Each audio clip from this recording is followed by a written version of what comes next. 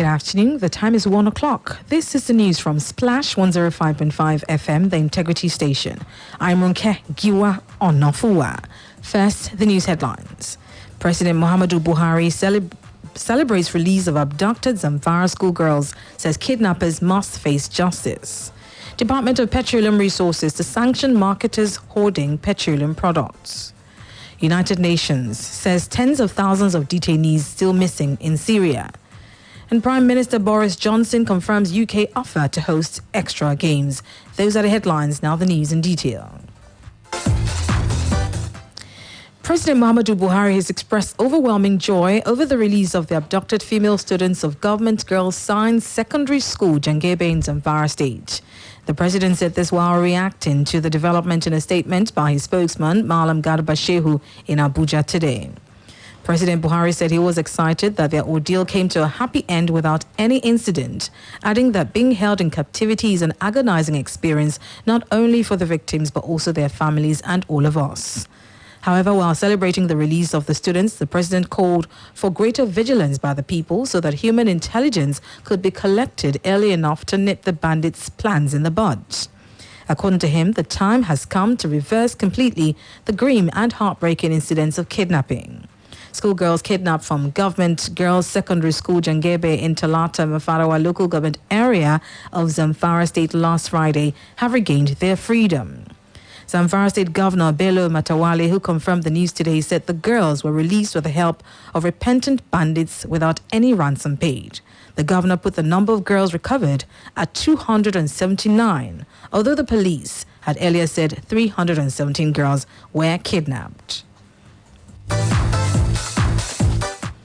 Minister of Aviation Hadi Sirika yesterday attributed rising insecurity in the country to activities of criminals who are bent on embarrassing the federal government, insisting that the recently reorganized national security architecture will end the menace. Sirika, who spoke with journalists after meeting President Muhammadu Buhari at the presidential villa Abuja, said Nigerians would soon experience relief, especially with the appointment of new security chiefs. He expressed confidence that the rising incidents of abductions, banditry, terrorism, and other criminal activities would soon be over. On specific measures government was putting in place, he disclosed that measures have been put in place to ensure safer schools in partnership with the sub-nationals and locals in the communities. The minister said others include intelligence and information gathering, supply of equipment and weapons, as well as training and retraining of security personnel, among others. The government of President Muhammadu Buhari has done everything possible to ensure safe schools. It has recently rejigged the national security architecture, and it's an ongoing exercise. And everything that is made possible to stop this. Government is putting it in place. And by the special grace of God, it should be the last this country will see. Yes, there may be a possibility that some people will try to do it to embarrass government. But government has the resources to continue to give the best in terms of security in this country.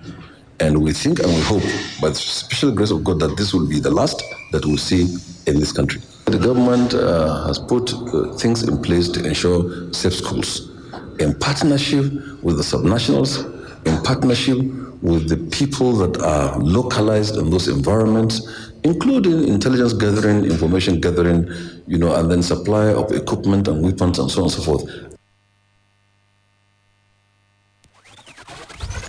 The federal government has tasked the Nigerian Security and Civil Defense Corps, NSCDC, to immediately develop a robust scheme for the protection of schools across the country. This, it said, was born out of its resolve to ensure the safety of children everywhere, especially within the school environment, from the incessant attacks by kidnappers and armed men. The Director of Press and Public Relations in the Ministry of Interior, Mohammed Manga, made the announcement in a statement in Abuja on behalf of the Minister of Interior, Rauf Aregbesola. According to the statement, Aregbesola gave the charge when he decorated Ahmed Audi as the new Commandant General CG of the NSCDC. According to the statement, Aregbesola expressed sadness over the incessant spate of violations and kidnappings in schools. He, however, urged the NSCDC to continue to work in synergy with other security agencies with a view to immediately restoring peace and security in the country, particularly within the school environment. Now, President Muhammadu Buhari and Vice President Yemi Osinbajo will pick dates on which they will be vaccinated publicly with the first batch of Oxford AstraZeneca COVID-19 vaccine, which is about 4 million doses. The Executive Director, National Primary Healthcare Development Agency, Dr. Faisal Shuaib, disclosed this at the Presidential Task Force on COVID-19 briefing in Abuja. Shuaib said the Secretary to the Government of the Federation and the Chairman of the PTF on COVID-19, Mr. Boss Mustafa, would liaise with other key strategic persons to fix the date for the public vaccination aimed at protecting Nigerians against the COVID-19 pandemic.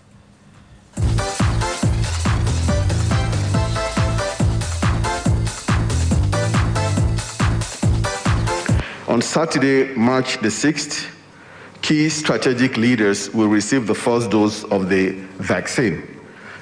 The chairman of the Presidential Task Force will be engaging with Mr. President, the Vice President, and strategic leaders to get an exact date for when their vaccination will be taken publicly.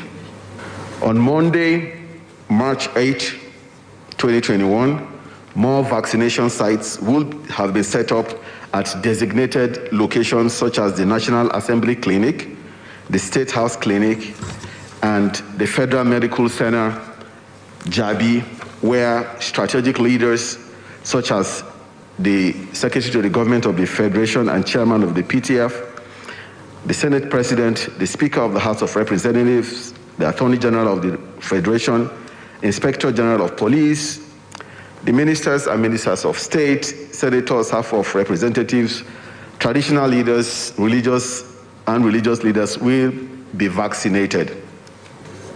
After this launch and the initial rollout phase, vaccine distribution to the states for the phase 1 vaccination process will begin. He, however, urged all eligible Nigerians aged 18 years and above to be patient as they would eventually vaccinate them. A former Minister of Finance, Senator Nenadi Usman, yesterday asked for 5 billion naira from the police over the killing of her niece in October 2018. Usman, who is a joint petitioner in the case of alleged extrajudicial killing, told the National Human Rights Commission's independent investigative panel that her niece was murdered extrajudicially by a police officer at the Katampe area of Abuja. Earlier, the mother of the deceased, Esther, told the panel that she was informed that her daughter died on October 13, 2018.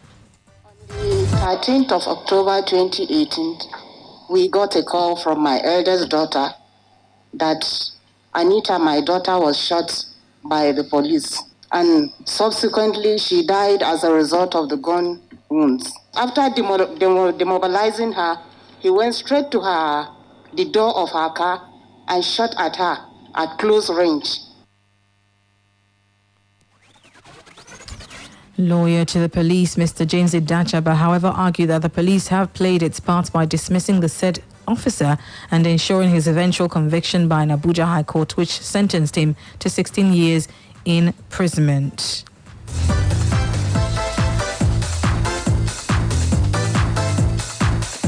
Another petitioner also told the panel how he paid 2 million naira to secure his freedom after the police allegedly withdrew 1.4 million naira while he was in detention. After seeing the CP, I paid 2 million to do that, to get free, because it was a murder case already. So when I went to, after seeing the CP, I couldn't remember the captain again because I wanted to leave the scene completely. Midnight, I began to see this door. The same day, sir. And the door was in Makodi, between Makodi and Gafia. For 1.4, I don't know, because when they detained me, they were collecting, I was giving them instruction to go and collect money for me, because I had to be paying the food, buying for armed robbers in the cell. After listening to the petitions, the panel adjourned the hearing of the petition by the ex-minister indefinitely. The Department of Petroleum Resources, DPR, says it will not hesitate to apply appropriate sanctions on marketers engaged in hoarding of petroleum products in their outlets. Director DPR, Mr. Shaki Awalu, gave the warning in a statement issued today in Lagos. Awalu said the warning was necessitated by the emergence of queues in retail outlets in some states of the Federation. According to him, from available records, there is product sufficiency in the country and there is no need for hoarding by any marketer. He therefore advised the general public against panic buying. Awalu assured them that the DPR would continue to provide its regulatory focus of quality, quantity, integrity and safety for the effective operations of the downstream sector.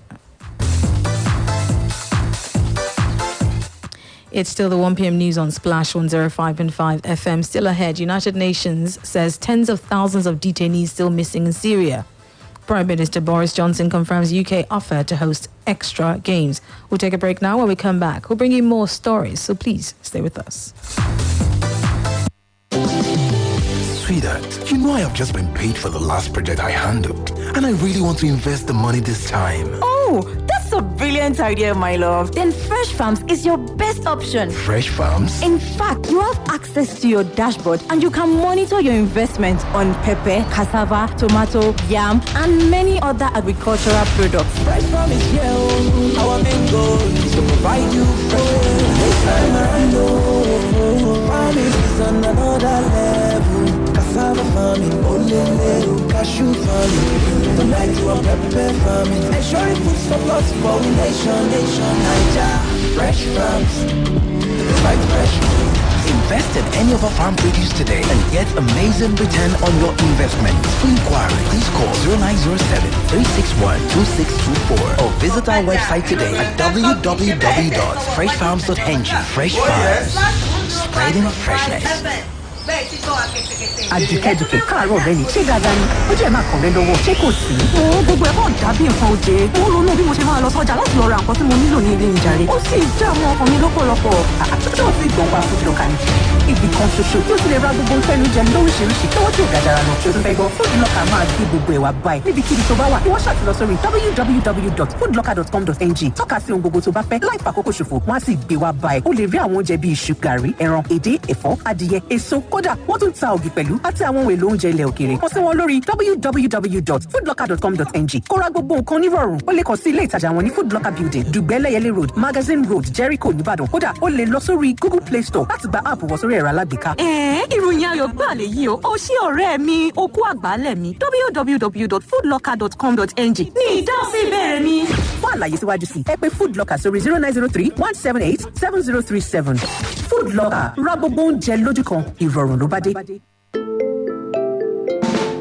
Are you a petroleum dealer? Do you own petrol tankers? Are you a depot manager? 7117 is the number for you. 7117 is for you. Yeah, to check your products, yeah. And check your payment transactions. 7117 on your phone. Check your delivery schedule. Yeah. It's so convenient. 7117 is for you.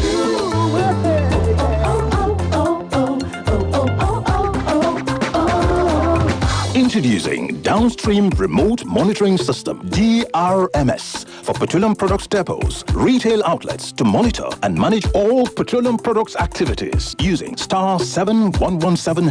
DRMS is powered by the Department of Petroleum Resources, DPR, Petroleum Regulatory Agency of Nigeria. Some energy drinks promise power, but are more like this. What you need is this. New Predator Energy Drink. Rule your kingdom. Now sells for only 200 naira.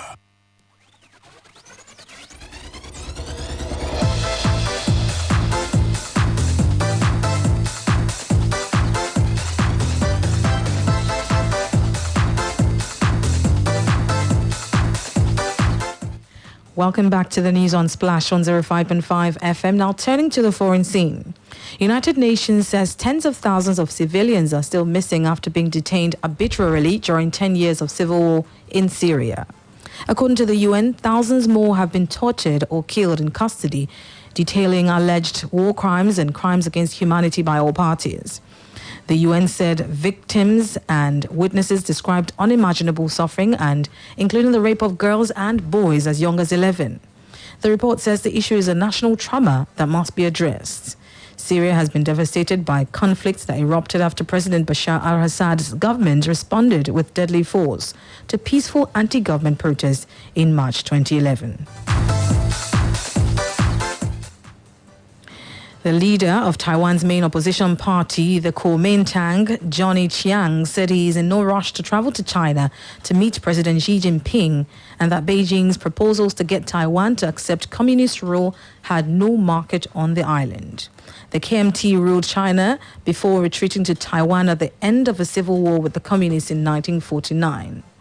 While ties across the Taiwan Strait have improved dramatically in the last 3 decades, Beijing continues to claim Taiwan as its own territory.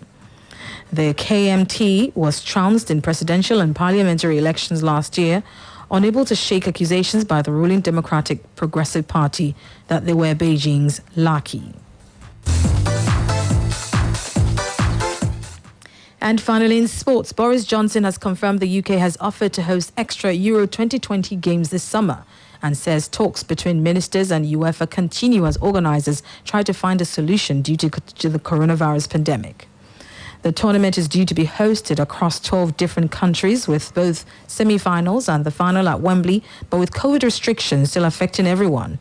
UEFA is considering other options to limit travel.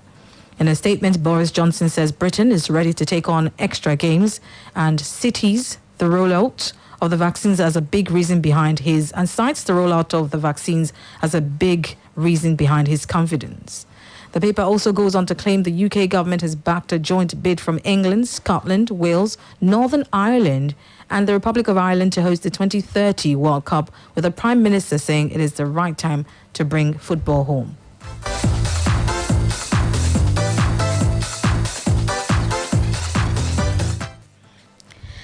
Olajide Omotayo has crashed out of the World Table Tennis Middle East hub taking place in Doha, Qatar, in the second stage of the preliminary round.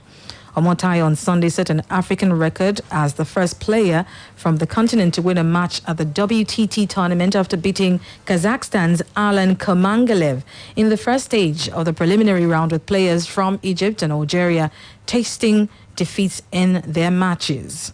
Pitched against the best player in the German Bundesliga, Sweden's Anton Karlberg, the 2019 African Games champion showed class against his opponent despite going down in the tie. Omotayo fought back with 11-9, 11-7 wins to put the match at 2-2. Even in the deciding game, Omotayo was leading 7-5 before surrendering the match to his European counterpart at 11-7 to exit the competition from the preliminary round. Aruna, who is the only ranked African in the top 20 seeded players, is shaping up for the main draw, expected to kick off on Wednesday, March 3, as the organisers unveil the new show court tables expected to be used for the main draw event of the tournament. The $200,000 prize money tournament is the first official world table tennis event, with 298 players from 66 countries participating.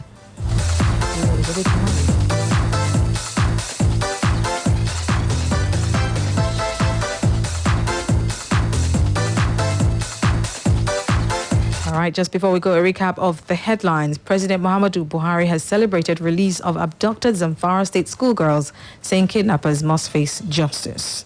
The Department of Petroleum Resources to sanction marketers hoarding petroleum products.